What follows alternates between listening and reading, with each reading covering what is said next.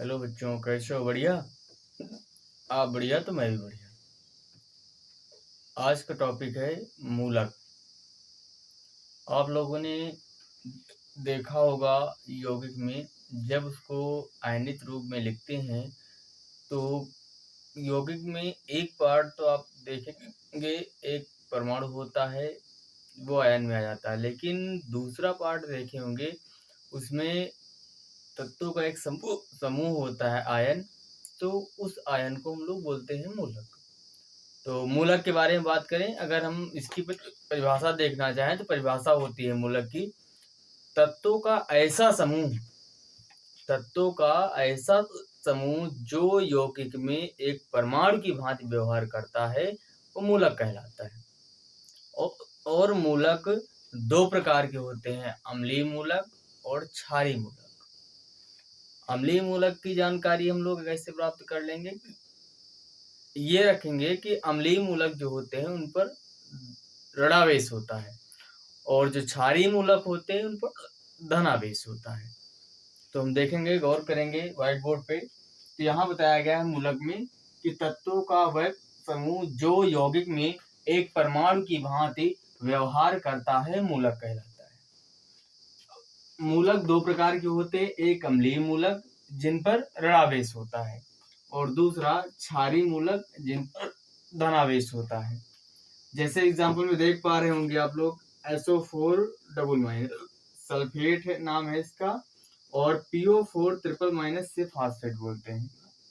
NH4 plus ammonium ion और H plus hydrogen ion, ये क्षारीय मूलक हैं। अब हम कुछ मूलकों की बात कर लेते हैं जो हमारे लिए बहुत महत्वपूर्ण है। इन मूलकों की सहायता से आप यौगिक का अणुसूत्र बहुत आसानी से लिख पाएंगे। आपको यदि यौगिक का नाम बता दिया जाए तो आप आसानी से यौगिक का अणुसूत्र बना पाएंगे। पहले हम बात कर लेते हैं अम्लीय मूलक पर।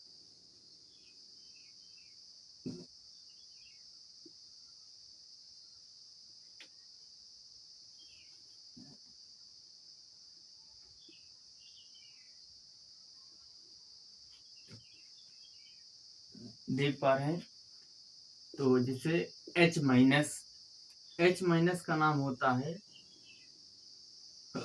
हाइड्राइड। यहाँ इसे हाइड्रोजन नहीं बोलेंगे, हाइड्रोजन बोलेंगे जब H प्लस होगा।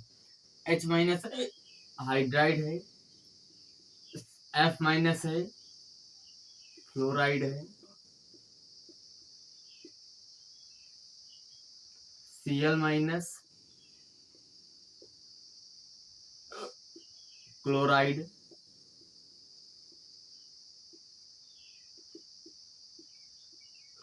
Br minus bromide, I minus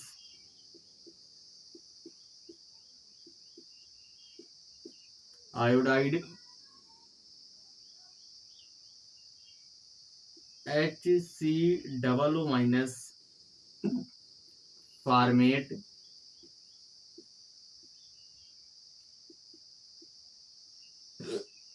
CH3COO minus acetate,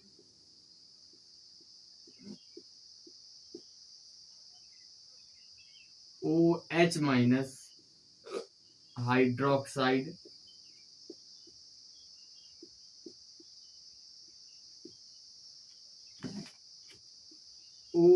double minus oxide,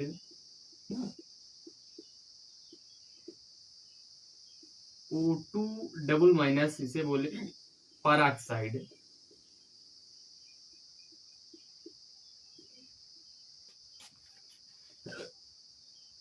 अगला बात करते हैं HCO3 माइनस, इसे बोलते हैं बाइकार्बोनेट।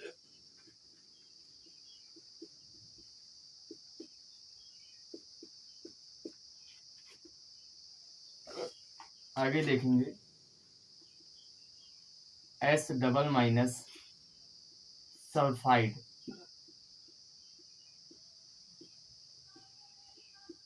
SO3 डबल माइनस इसे बोलते हैं सल्फाइट।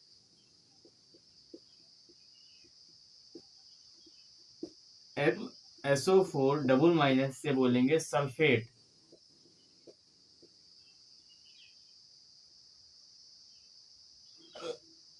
CO3 डबल माइनस बोलेंगे carbonate.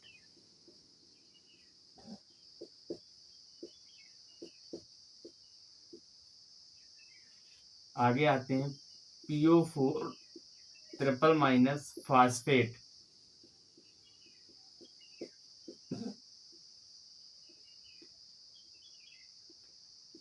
N triple minus nitride.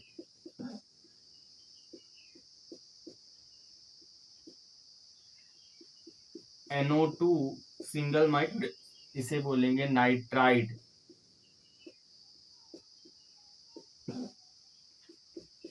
NO3 single minus बोलेंगे नाइट्रेट। CN minus cyanide. और CnO माइनस होगा तो बोलेंगे साइनेट।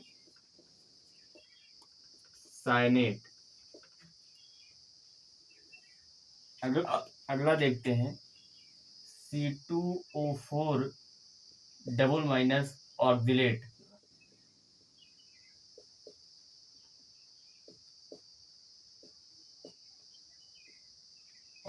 है।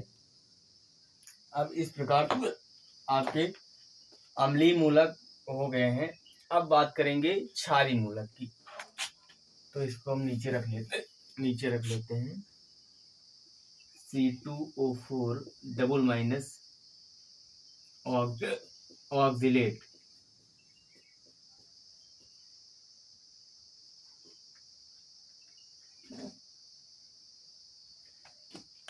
आते हैं इधर क्षारीय मूलक पर बात करते हैं।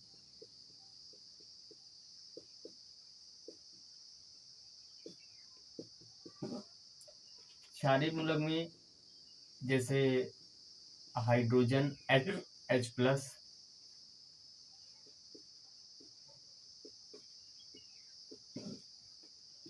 Na प्लस, इनके नाम आसान है, पता होंगे आपको। Sodium K plus, potassium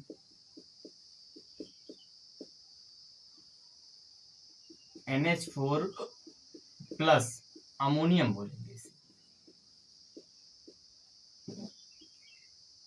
Ca double plus, calcium.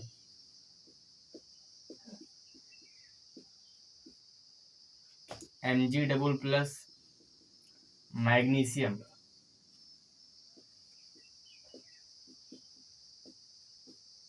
Al triple plus, aluminium.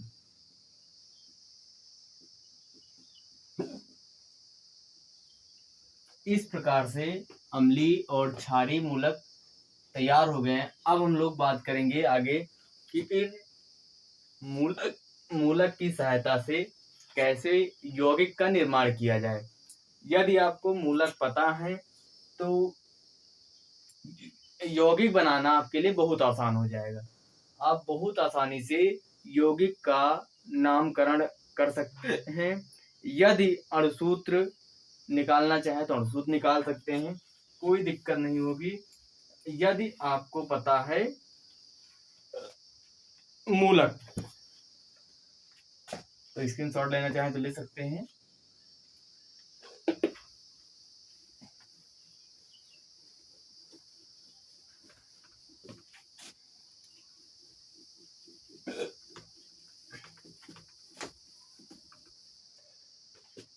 अब देखिए मूलक की सहायता से यौगिक का अणुसूत्र कितने आसानी से बना पाएंगे। जैसे मैं आपसे कहूं कि कैल्शियम सल्फेट,